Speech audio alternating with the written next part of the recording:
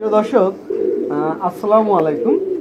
আমি সবুর Hossain, high club information আপনাদের স্বাগত। প্রিয় দর্শক, আমরা গত পর্বে সুমন ভাইয়ের কাছ থেকে জানছি খুলনার কবুতরবাজির ইতিহাস, খুলনার স্বীকৃত সার্টিফিকেট, খুলনার ক্রেজ। শুনেছিলাম আশিস ভাইদের মতো মহান ব্যক্তিত্বের, তাদের পরিশ্রম সফলতার কারণে আজকে এই কবুতর সেক্টর কবুতরবাজি। আজকে আমরা যে ভিডিওটা করতে আসছি সেখান থেকে আমরা জানবো কবুতর কিভাবে আমরা একটা খুব ভালো কবুতর নির্বাচন করব, কবুতর পালনের ক্ষেত্রে কবুতরের কি কি দিক দেখে আমরা একটা কবুতর পেয়ারিং করব, সে বিষয়ে আমরা সুমন ভাইয়ের কাছ থেকে আলোচনা করব। কিন্তু অনুষ্ঠানের শুরুতে আমরা আমাদের প্রথমে বসে আছি শাকিল ভাই। শাকিল ভাইয়ের কাছে আমার কিছু প্রশ্ন ছিল, বা আপনার অডিয়েন্স শাকিল ভাইয়ের বিষয়টা বলি। শাকিল ভাইয়ের আমাদের বাংলাদেশের বুকে একজন বড় ফাইটার রয়েছে, তার 11 ঘন্টা প্লাস স্কোর রয়েছে, 10 ঘন্টা প্লাস স্কোর তারও 4টি। এছাড়া ছোট বড় অ্যাভারেজ অনেক রেজাল্ট আমাদের শাকিল ভাইয়ের অর্জনে। শাকিল ভাই, আসসালামু আলাইকুম। শাকিল ভাই,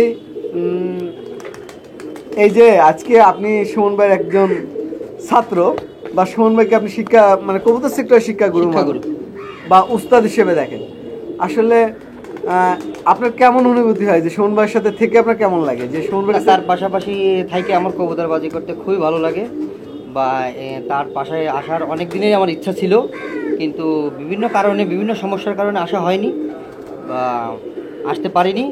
কিন্তু কোনো না কোনোভাবে তার সাথে আমার ভালো সম্পর্ক হওয়ার পরে তারে আমি উস্তাদ হিসেবে আমি মানি, এবং যতকাল আমি কবুতরবাজি করব তার পাশে থেকে করবো, এটা আমার ইচ্ছা আছে। এবং মাশাআল্লাহ, তার সাথে থেকে আমার কবুতরবাজি করার ইচ্ছা যতদিন আমি কবুতর পালি। আচ্ছা ভাইয়া, এখানে আপনার কাছে একটু প্রশ্ন। এই যে অনেক সময় শিক্ষকরা অনেক কিছু লুকিয়ে রাখে, বলতে চায় না, আস্তে আস্তে সময় নিয়ে নিয়ে তাদেরকে শিক্ষা দেয়, কিন্তু সুমন ভাইয়ের ভিতর কি এরকম কিছু দেখছেন যে সুমন ভাই কিছু রেখে দেয় বা কিছু দিতে চায় না? না না, আমার সাথে তার এরকম কোনো গোপনতা নাই। দেখেন, বাংলাদেশে বিভিন্ন জায়গায় উস্তাদ আছে, বা ওয়ার্ল্ডে বিভিন্ন জায়গায় উস্তাদ আছে, এক একজন ছাত্রকে এক এক রকম ভাবে দেখে। কাউকে ডেকে এনে পোলাও খাওয়ায়, কাউকে আবার ডেকে এনে ডাল ভাত খাইয়ে দেয়, কাউকে বেশি কিছু শিখায়, কাউকে কম শিখায়। এমনও ডকুমেন্ট আছে আমাদের বাংলাদেশি কবুতরবাজিতে। এখন আপনার কি মনে হয় সুমন ভাই কি এরকম কিছু রেখে দেয় আপনার জন্য? না, আমার জন্য তার সাথে এরকম আমার কোনো নেই, গোপনতা নাই। আচ্ছা আচ্ছা, প্রপাত যখন যেটা প্রশ্ন করেন ভাই আপনাকে, হ্যাঁ, আমি সব চেষ্টা করেন। হ্যাঁ, সেটা সমাধান সে সবসময় করে। এখন সুমন ভাইয়ের সাথে থেকে আপনার পারফরমেন্স কেমন পাচ্ছেন? আপনার রেজাল্টগুলো কেমন আসছে? আমার অডিয়েন্স অনেক ভালো। বিগত যে বছরগুলো বা বিগত যে দিনগুলো গেছে আমার কবুতরবাজিতে বা কবুতর পালায়, তার সান্নিধ্যে আসার পর থেকে আমার অনেক ডেভেলপ, এবং আজকে যে আমার বড় বড় রেজাল্টগুলো তার হাত ধরি। মাশাআল্লাহ। প্রিয় অডিয়েন্স, আসলে সব কিছুর পিছনে একজন শিক্ষাগুরু থাকে, তার সফলতার পিছনে কারো না কারো হাত থাকে। এই সফলতার পিছনেও আমাদের সুমন ভাইয়ের অবদান অনেক কিছু। আসলে সুমন ভাইয়ের প্রশংসা এভাবে আসলে মুখে বলি, উনি একটা অসাধারণ মানুষ। কখনো হয়তো সময় পেলে বা সুযোগ পেলে নতুনরা তার সাথে কমিউনিকেট করবেন। আমি ডিসক্রিপশন বক্সে সুমন ভাই এবং শাকিল ভাইয়ের নাম্বার দেবো। আপনাদের সন্ধ্যার পরে বিশেষ করে আপনারা তাদের ফোন দিবেন, বা তাদের কাছ থেকে কোনো ইনফরমেশন জানার থাকলে আপনারা জানতে পারবেন কবুতর সম্পর্কে ইতিহাস, জানতে পারবেন কবুতর দিয়ে কীভাবে কবুতর ভালো করতে পারেন বাই দা বাই। যাক ভিউয়ার্স, আমরা এখন সুমন ভাইয়ের কাছে চলে যাই। সুমন ভাই, এখন অডিয়েন্সের তো অনেক চাহিদা, তাদের একটাই চাহিদা, আমাদের কবুতর উড়াতে পারতেছে না, আমরা কবুতর কিভাবে বেশি উড়াবো, আমাদের কবুতরে কি খেতে দেবো, কবুতর কিভাবে পেয়ারিং করব, এই এক প্রশ্নই। আসলে এর উত্তর আপনি কি দিবেন? আসলে মানুষের তো কবুতরবাজি, ভালো কবুতরবাজি করা, কবুতর উড়ানো, এটা 10 ঘন্টা 11 ঘন্টা 9 ঘন্টা এইরকম কবুতর উড়াবে, এটা প্রত্যেকটা কবুতর প্রেমীর কবুতরবাজের একটা স্বপ্ন থাকে। আচ্ছা, তো আমরা কিন্তু আসলে এই স্বপ্নটা যে বাংলাদেশের মানুষ যা একদিন দেখছিল যে সকাল সন্ধ্যা কবুতরবাজি করবে, বা ইতিপূর্বে আমাদের সিনিয়ররা করে আসছে, কিন্তু টুর্নামেন্ট হওয়ার পরের থেকে আমরা দেখে আসছি যে আমাদের রেজাল্টটা 7-8 ঘন্টার ভিতরে আটকে যেত, সীমাবদ্ধ ছিল। দেখা যাচ্ছে যে বড় রেজাল্টগুলো সাধারণত 2010, 11, 12 সালের পর থেকে দেখা যাচ্ছে যে এই রেজাল্টগুলো টুর্নামেন্টে চলে আসতেছে। তো ধরতে পারেন যে বাংলাদেশের কবুতরবাজির একটা মোড় বা মাইল ফলক এখান থেকে শুরু করেন, যে ওয়ার্ল্ডের যেসব নামকরা ব্রিড আছে, বা যেসব নামকরা ব্রিডার বা ওস্তাদ যারা রয়েছে, বা যারা ভালো ফাইটার, এদের রেজাল্টের সাথে যদি বাংলাদেশের রেজাল্টগুলো মিলাইতে হয় কিছুটা সিমিলারিটি 2010-11 সালের থেকে মানে ধরা যায়। আচ্ছা, তো আমি মনে করি যে এই সময় থেকেই মূলত বাংলাদেশের কবুতর সেক্টরের ডেভেলপমেন্টটা শুরু হয়েছে। আচ্ছা, তো নতুন যারা রয়েছে, আমরা তো আসলে অনেক কষ্ট করে এই জগতে টিকে ছিলাম বা এখনো পর্যন্ত আছি। আচ্ছা, তো এইটার জন্য আমার যারা শুভাকাঙ্ক্ষী রয়েছে, মুরব্বী রয়েছে, যারা আমাদের সিনিয়র কবুতর রয়েছে, সকলকে অসংখ্য ধন্যবাদ জানাই যে তাদের দোয়া ভালোবাসায় আমি আজকে এই পর্যন্ত যা কিছু আমার অর্জন, আজকে হয়তো দেখা যাচ্ছে যে কবুতরবাজি করতে এসে শাকিল বুলুর মতন এরকম দুজন ছাত্র আমি পেয়েছি, আমি তাদের নিয়ে গর্বিত। তো পাশাপাশি অনেক আপনি যে প্রশ্নটা আমাকে করছেন, এরকম আমার মেসেঞ্জার বক্সে বা ফোনে অনেকেই এরকম যারা জুনিয়র কবুতরবাজ আছেন তারা আমার কাছে জানতে চান। আসলে সময় সুযোগের মানে অভাবে সবসময় তাদের উত্তরগুলো সঠিকভাবে দেওয়া হয় না। তো আপনি যে প্রশ্নটা করলেন, আমার জানার ভিতর থেকে যতটুকু আমার জ্ঞানের পরিধি আছে চেষ্টা করব যে আপনার মাধ্যম দিয়ে অন্তত জুনিয়ররা যে প্রশ্নগুলো আমার কাছে করে কিছুটা তারা উপকৃত হয়। অবশ্যই, কারণ তাদের একটা সমস্যা কি ভাইয়া, সবাই কিন্তু বলে না, আবার সবার ইনফরমেশন কিন্তু ঠিক না, ভুল ত্রুটি সবাই করতে পারে, মানুষ মাত্রই ভুল করে। এখন শুন ভাই, আপনার এই কবুতরবাজির এতগুলো সফলতা বা আপনি আপনার ছাত্রদের সফলতার মুখে দ্বার প্রান্তে নিয়ে যাচ্ছেন, তার সফলতার মুখ দেখতে পাচ্ছে, নিশ্চয়ই আপনি কিছু জানেন বিধায় তারা শিখতে পারছে।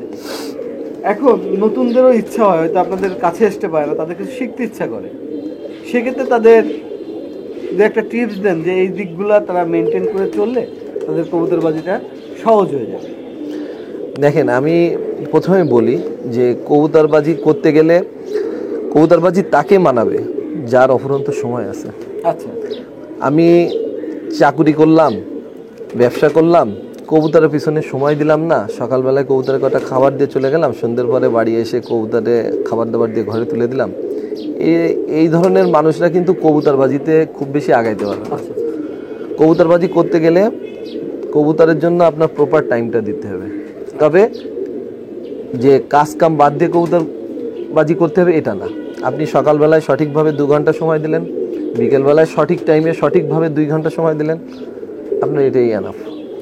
কিন্তু আমরা করি কি যে অনেকে মনে করি যে ছাদে সারাদিন থাকলে মনে হয় কবুতরবাজি হয়ে যাবে, কিন্তু আসলে তো ছাদে সারাদিন সময় দিলে কবুতরের পিছনে কিন্তু কবুতরবাজি হয় না। কবুতরবাজি করতে গেলে আগে আপনার কবুতরের প্রতি মনটা আনতে হবে যে না, আমার কবুতরবাজি করতে হবে, এই সেক্টরে ডেভেলপমেন্ট করতে হবে। সেই মন মানসিকতাটা যখন আপনার তৈরি হয়ে যাবে তখন আপনি নিজেই দেখবেন যে সময় বের করে নিতে পারছেন। আচ্ছা, যখন আপনি প্রপার সময় থাকবে, এইবারের কথা হচ্ছে যে আপনার কবুতর কালেকশন। জি, কবুতরের কালেকশন আমি মনে করি যে আমাদের দেশে যে সমস্যাটা বর্তমান সময়ে দেখা যাচ্ছে বেশি, জুনিয়র যারা কবুতর পালক আছে, নতুন কবুতর পালক আছে, আমি একটু কথা বলি, অনেকে হয়তো আমার কথায় একটু মানে মনক্ষুণ্ণ হতে পারেন, কিন্তু আমি বলি কবুতর জগৎটা আমরা কবুতর পেলে আসছি কিন্তু আমাদের শখে। জি, অনেক কষ্ট করে অনেক শ্রম দিয়ে কিন্তু আজকের এই জায়গাটা আমরা পেয়েছি। তো সমস্যা হচ্ছে কি যে আমাদের একটা সময়, আমিও পালছি, আমার এই উপরের লটবাদের নিচের ছাদে আমার দেখবেন যে 5টা-6টা রুম আছে, আমিও ফেন্সি কবুতর পালতাম। পদ্মার এপারে আমার খুলনার 2-3টে বড় ফেন্সি ফার্মের ভিতরে আমার ফার্মটাও ছিল, কিন্তু আমি কিন্তু এই জায়গার থেকে কখনো সরে যাইনি। আমার এই ফ্লাইং শেড লফট কিন্তু উপরেই ছিল, তখনও কবুতরবাজি করে গেছি এবং তখনও কিন্তু 1st, 2nd, 3rd প্রাইজ সবসময় মারছি। তো আমার কিন্তু মাইন্ড সেট আপটা এই দিকেই ছিল, ওইটা কিন্তু আমি ব্যবসায়ী হিসেবে নিছি। কিন্তু আজকাল যে সমস্যাটা দেখা যাচ্ছে, আমিও ওইটা করছি, ফেন্সি কবুতরের যখন রমরমা ব্যবসা ছিল তখন সময়টা ওই দিকে দিছি, ব্যবসাও হয়েছে। কিন্তু যখন ফেন্সি কবুতরে বাংলাদেশে একটা ঢল নামলো তখন কিন্তু আমি আমার কবুতরগুলো কমাই দিয়ে, এখন আমার অল্প কিছু কবুতর আছে, জাস্ট আমার 2টা কর্মচারী আছে, এদের এই আপনার খরচ উঠানোর জন্য বা খাবার কস্টিং এই জন্য রাখছি। কিন্তু মূল ফোকাসটা কিন্তু আমার গিরিবাজেই। তো সমস্যা হচ্ছে আমরা যারা দেখতেছি বর্তমান সময়, এই সময় ফেন্সির জগৎ থেকে কিছু মানে ফেন্সি কবুতর পালক বের হয়ে গেছে। তারা মনে করছে যে এমন সময়, বলে রাখি, এমন সময় দেখা যাচ্ছে যে বাইরের থেকে পাকিস্তান দুবাই থেকে কিছু কবুতর বাংলাদেশে আসা শুরু হলো। তো এই সময় কিছু যারা ফেন্সি কবুতর পালতো, এরকম কিছু কবুতর পালক ওই দিকে ভিড়ে গেছে। তখন এক এক জোড়া কবুতর যেমন ফেন্সি কবুতর বিক্রি হতো, আমরা বিক্রি করছি 50,000, 30,000, 40,000 টাকায়। এখন দেখা যায় এক জোড়া কবুতর, গিরিবাস কবুতর বিক্রি হয়। এবং অনেকে ভাবতেছে যে ব্যবসাটা মনে হয় এই দিকে, মুভমেন্টটা মনে হয় এই দিকে আসছে, এরকম কবুতর কিনে রাতারাতি কবুতরবাজি করতে চায়, হতে চায়। কিন্তু আমার কথা হচ্ছে কি, যে ফেন্সি কবুতর আর গিরিবাস কবুতর ভাই, এইটার ভিতরে অনেক পার্থক্য। তারা যদি মনে করে যে এই জগতে এসে এত সহজে এখান থেকে কবুতর বিক্রি করে যে এখানে প্রফিট করবে, তাইলে ভুল হবে। এটা প্রফিটের জায়গা না, এটা শখের জায়গা। এটা আসলে আপনার নিজের মন মানসিকতার একটা ব্যাপার থাকে। তো এই জন্যে আমি বলবো কি, যে আপনারা যারা এই জগতে এসে ব্যবসা করতে চান বা কবুতর বেচতে চান, আমি তাদের আসলে এই জগৎটায় না আসাটাই ভালো। কারণ এতে করে নতুন যারা কবুতর বাজ দিয়েছে তারা প্রতারিত হচ্ছে, মানে যারা সত্যিকার অর্থে কবুতর পালতে চাচ্ছে প্রতারিত হচ্ছে। আচ্ছা, এখানে একটা আমি তাদের ভিতরে একটা সিস্টেম দেখতেছি যে তারা বলতেছে যে আমি 50,000 টাকা দিয়ে ইম্পোর্ট করে কবুতর নিয়ে আসতেছি, আমি কি টাকা দিয়ে খরচ করতেছি না, আমার টাকা তো এখানে খরচ হচ্ছে, তাহলে আমি 50,000 টাকার কবুতরের বাচ্চা আমি কত টাকায় বিক্রি করবো? তুমি সব 5,000 টাকা দিলে তো আমি এটা দিব না। তাদের টেন্ডেন্সিটা এরকম কিছু কবুতর পালকদের, তারা 50-60,000 টাকা দিয়ে কবুতর কিনছে, তাদের কবুতর বাচ্চার ন্যায্য মূল্য 15 থেকে 20,000 টাকা। এখন এই কবুতরটা আদৌ উড়বে কিনা বা ভালো পারফর্ম করবে কিনা এটা আমি আপনি কেউই জানি না, কিন্তু আমরা হয়তো তাদের নামে এবং ধারে কবুতরগুলো কিনে নিচ্ছি। এইভাবে যে একটা টেন্ডেন্সি আমাদের যাদের ব্রিডার, বড় ব্রিডার তাদের, এবং এই যদি হয় তাহলে তো আমাদের কবুতরবাজি তো আপডেটের থেকে তো আমরা আরো ব্যাকডেটেড হয়ে যাচ্ছি। দেখেন, আমি সৌর ভাই আপনার কথাকে একটা কেন্দ্র করে বলি, ধরেন আমাদের বাংলাদেশে যে কবুতরগুলো আসছে, এটা ভালো ব্রিডের কবুতর অনেক আসছে, অনেক ভালো ওস্তাদের ঘরের কবুতর আসছে, কিন্তু কবুতর আমি আনতেছি সব কিছুই ঠিক আছে, কিন্তু কবুতর বাদ যারা, তারা কি ওইভাবে আপনার নিজেদের ডেভেলপমেন্ট করতে পারছে? তাহলে কবুতরগুলো এনে খামাখা আপনার ওই যে বাইরের ব্রিডগুলোর দুর্নাম করতেছেন, তারপরে ভালো যেসব ওস্তাদের ঘরে কবুতর আছে ওস্তাদদের দুর্নাম করতেছেন। এইগুলো না করে আমার মনে হয় যারা ব্যবসায়িক চিন্তা ভাবনা করতেছে যে আমি 50,000 টাকার একজোড়া কবুতর বিক্রি করে, আমরা ফেন্সিতে জানতাম যে একজোড়া কবুতর 50,000 টাকা না, তার 1/3 একজোড়া বাচ্চা বিক্রি হবে, মানে 17,000 টাকা একজোড়া বাচ্চা বিক্রি হবে। এখানে এসে যদি সেইটা চিন্তা করে তাহলে কিন্তু এটা সম্ভব না, পসিবল না। এখানে আপনার কবুতর উড়াই দেখাইতে হবে, আপনি কত বড় কবুতর বাস সেইটা আগে দেখাইতে হবে। আপনার কাছ থেকে যে কবুতরটা নেবে, আপনি যদি তাকে না বলতে পারেন যে আপনার এই পায়রাটা কখন দমে আসবে, কত পরে যে দমে আসবে, এগুলোর মেইনটেনেন্সটা, এগুলোর ফুডিংটা, এগুলো যদি আপনি না বলে দেন, তাইলে তো নতুনরা আপনার কাছ থেকে কৃষক, আপনি তো কবুতরই দিচ্ছেন, সে নিয়ে তো ঘরে মুরগির মতন পালতেছে, পরে বাচ্চা কাচ্চা হচ্ছে, নিয়ে আবার সে বিক্রি করতেছে। কিন্তু কবুতরটা তো আসলে ব্রিডিংয়ের তো অনেকগুলো ব্যাপার আছে। যেমন একটা বিষয় আমি বলি, কবুতরের যে ব্রিডিংয়ের ব্যাপার আছে, ক্রস ব্রিড আছে, লাইন ব্রিড আছে, তাই না? তো এই যে ব্রিডিং, যারা একটা ঘরের আপনার কাছ থেকে আপনি একজোড়া 50,000 টাকা দিয়ে কবুতর কিনছেন, আপনার কাছ থেকে দুটো কবুতর কিনে নিয়ে গেল, এই দুটো কবুতর কিনে নিয়ে যায়, সে নিয়ে যেয়ে ওখান থেকে নর্মাদি হলো আবার বাচ্চা করতেছে, করে যে আবার বিক্রি করতেছে, তাইলে কিন্তু অলরেডি কিন্তু ওই কবুতর ডেভেলপমেন্ট হচ্ছে না। যাতে যাতে যখন ক্রস হচ্ছে, যখন ইনব্রিড হচ্ছে, তখন কিন্তু ওই কবুতরের মেমোরি লস হচ্ছে, ওই কবুতরের নজর কমে যাচ্ছে। তখন আপনি ভালো আশা করেন কি করে? আপনি ভালো জিনিসটাকে আপনার হাতে দিয়ে আপনি ডেভেলপ না করে ওইটারে আপনি ডিমোশন করতেছেন। এই জায়গায় আমাদের কবুতরবাজিটা কিন্তু আগাচ্ছে না। এটা কিন্তু আমি বললাম এই কারণের জন্য যে যারা ব্যবসায়িক চিন্তা করতেছে তারা কিন্তু এটাই করতেছে, যে আমি ভালো ঘরের ওস্তাদের ঘরের কবুতর আসছে, আমি বাচ্চা করছি, আমি উড়ালাম না, আমি আরেকজনের কাছে বিক্রি করলাম, সে নিয়ে আবার ওই দুটোকে অ্যাডাল্ট করে জোর দিচ্ছে, বাচ্চা করতেছে। দিন দিন কবুতরটা কিন্তু ইনব্রিড করতে করতে কবুতরটা কিন্তু শেষ হয়ে যাচ্ছে। আচ্ছা, এখানে আমার একটা প্রশ্ন আছে সুমন ভাই, অনেক ব্রিডার আছে যে কবুতরের গ্যারান্টি দেয়, আপনার চোখে কি এরকম পড়ছে যে ব্রিডার বলছে যে এই কবুতর 10-12 ঘন্টা উড়বে বা 11 ঘন্টা উড়বে, আদৌ সে আমার মতো 2 ঘন্টা উড়ায় নাই বা 1 ঘন্টা উড়ায় নাই? এখন এইটা কি আসলে প্রতারণা নাকি এইটা আপনার চোখে পড়ছে না, তাদের কথার সাথে কাজে এরকম মিল আছে? দেখেন, আমি একটা কথা সৌর ভাই বলি, ক্লিয়ার বলি, যে এটা প্রতারণাই হচ্ছে।